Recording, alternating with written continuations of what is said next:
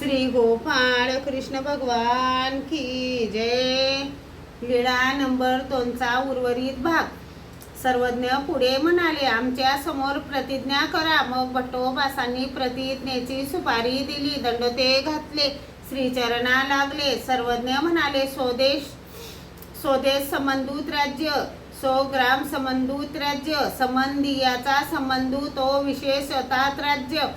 सर्वज्ञ अधिकारू नाही, संबंधी विकारू, विकारू रसू, रसी अभिमुख, सेवानिवृत्ती, नावडत सेवी, तोची आवडोनी टाके, मग सांडी ताई न संडे, ऐसा विको बापुडा, जो सेवित साता आपुलेया मोहरा न करी, विशेष संबंध मात्रे जीव काही गा जातू असे, परी सेवित साता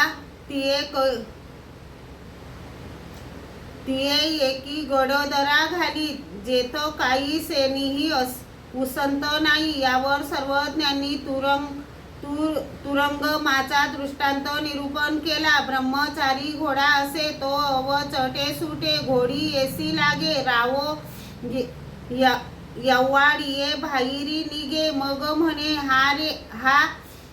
हा मागीला पायी निंबडू का, तो म्हणे अभय देसी, तरी सांगेन ना सांग, मग तो म्हणे हा घोडी येसी लागला, मग तो रावो म्हणे यासी वल्लावन करी, दुना खान लोन देत, ते तो करी, मग तो मागोता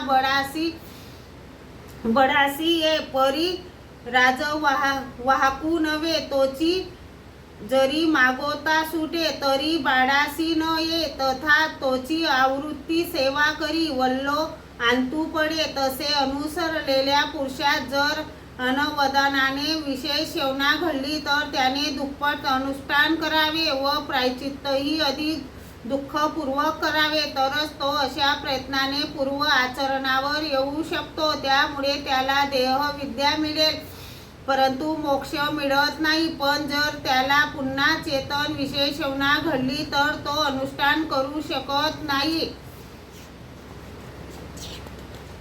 श्री गोपाळ कृष्ण भगवान की जय।